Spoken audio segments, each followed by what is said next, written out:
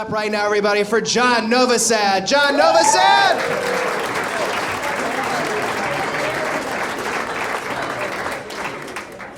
Well, thank you, everybody. Thanks a lot.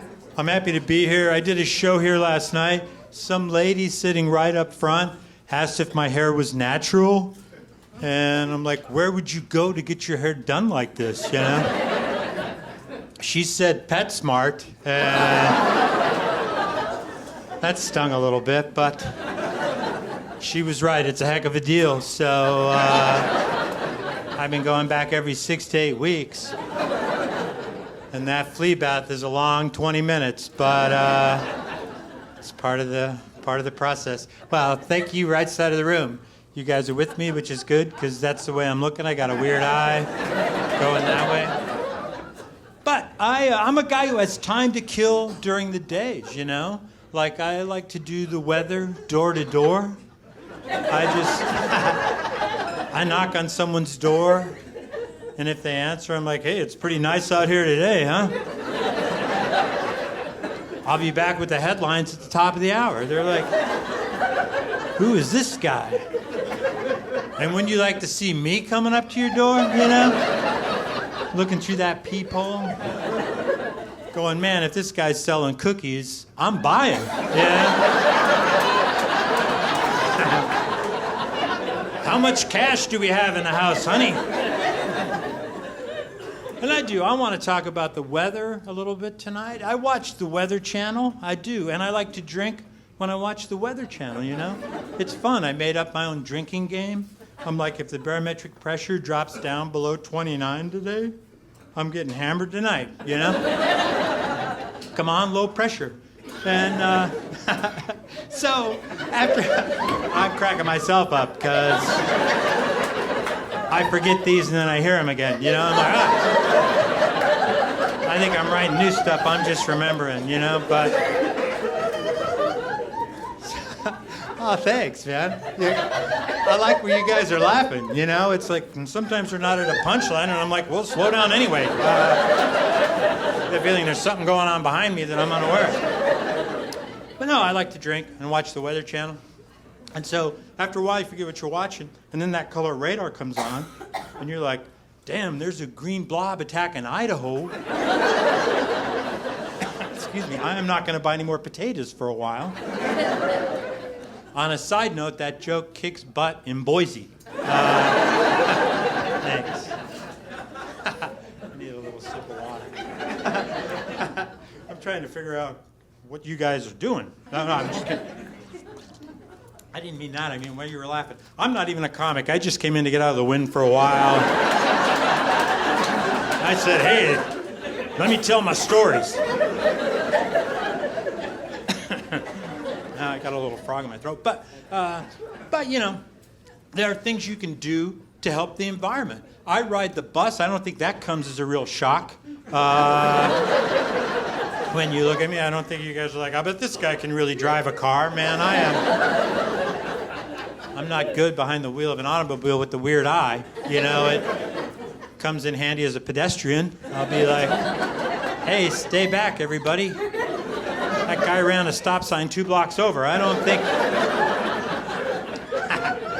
he's going to stop. But I ride the bus, and this happened to me at a bus stop in Colorado. I'm from Colorado, but I don't ski because I'm already sliding downhill in so many other areas of my life. But I keep the poles because they're handy for picking up trash, you know? And I'm building up some community service just in case. But see, that's what I mean about you guys. I did not expect that to be the big laugh line, but I'm like, all right, that's weird. Slow down again. And then, sorry, that's usually just what I hear in my head. But like this happened at a bus stop in Colorado. It was 8 o'clock at night. It was dark out. And say that stool is the bus stop, right? And here's another side note. If you ever come up to a bus stop and there's a bottle of water, don't drink that water, man. That's what happened to my eye. But I just walked up to this bus stop like you normally would, and I startled this woman who was there.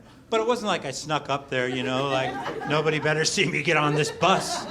I just walked up there normally, and then she gets really close to me, and she goes, "Are you all right? Do you have somewhere to go?" And I'm like, "Yeah, that's why I'm at a bus stop. I'm going places. I don't think I can time them much better. Is this your first time at a bus stop? You didn't drink the bus stop water, did you? Because that's where I went wrong." And there are weird people on the bus, and I know you're all looking at me like, "Yeah, no kidding, man," but I'm not the weirdo on the bus. That's the beauty of my look, you know? Everybody's looking at me, and I'm like, "You should be looking at that guy over there." I keep him in the weird eye, and one eye on the door, man, and then I just adjust my stance accordingly to wherever the weirdo is. Wow, you guys are a mass crowd. That's good. That's good to know.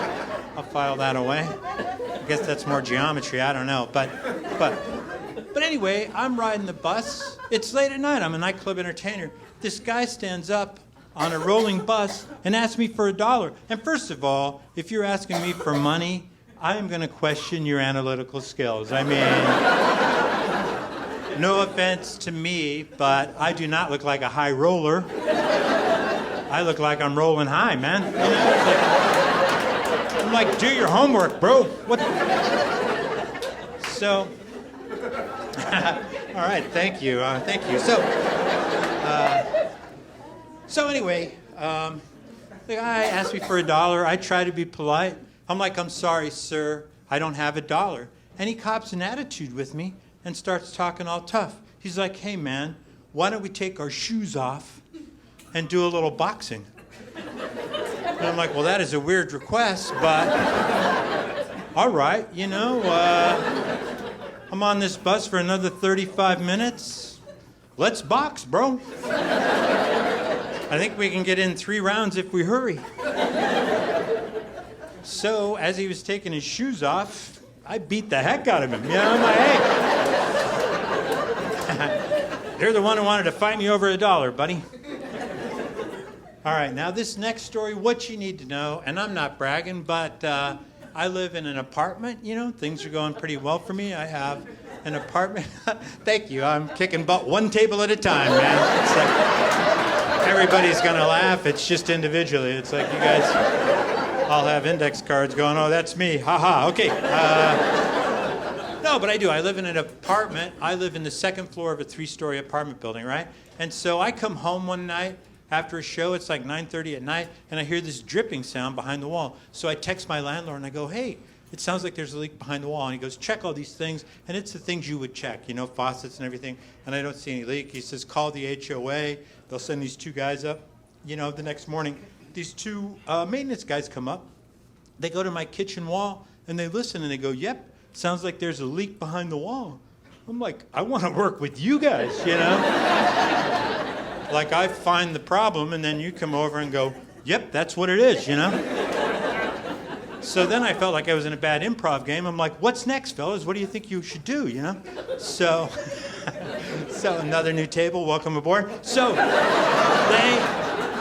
they go up to the 3rd-story apartment, and they're they're up there for like 20 minutes, and then the dripping sound stops, and so they come down and they say, "What you were hearing was the bathtub faucet dripping into the bathtub basin in the apartment above you." So I played along at first. I'm like, all right. But then I started thinking about it. And it's like, if my hearing is that good that I can hear a tub dripping in, faucet thing, shouldn't I be hearing all kinds of other stuff up there?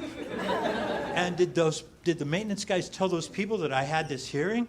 And they're like freaked out now and not moving. They're like, "Don't move. That guy has weird eyes, but he hears like a bat." You know? So the dripping sound stopped for like, 2 weeks. And then I hear it, and my landlord calls, and he goes, "Hey, the apartment below you is taking on water from your apartment." I go, "That's weird. Do you think it had anything to do with that leak sound I reported a couple weeks ago?" So I go, "I can't believe I'm the one troubleshooting this, but although I have worked with pipes,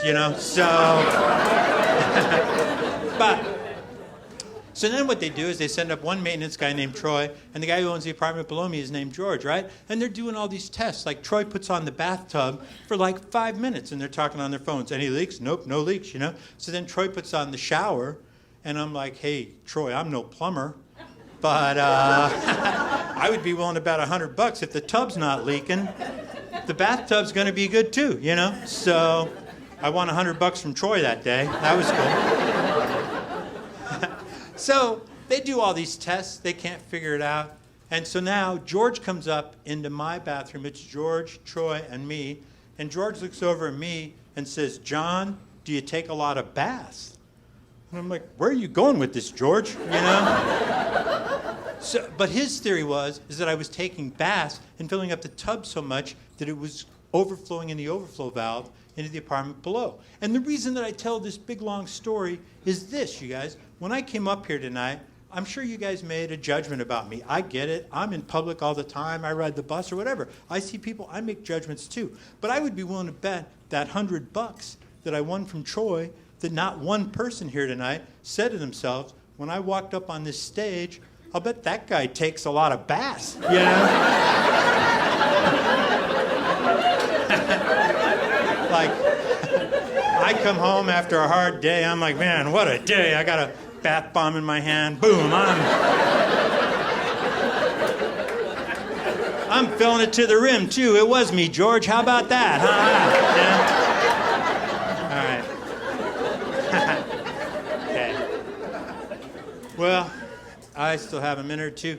And I'll tell you this, too. I go for a lot of walks. And I try to get 10,000 steps a day. That's what they tell you. I even went so far as to buy one of those pedometers that you clip on your belt, and then I lost it, so I was bummed, you know, because I don't have a lot of extra pedometer cash. So then I was like, well, I'll just keep track in my head of my steps. And honestly, that's what happened to my eye, man. I was like doing some heavy math, and my eye's like, I'm out, man.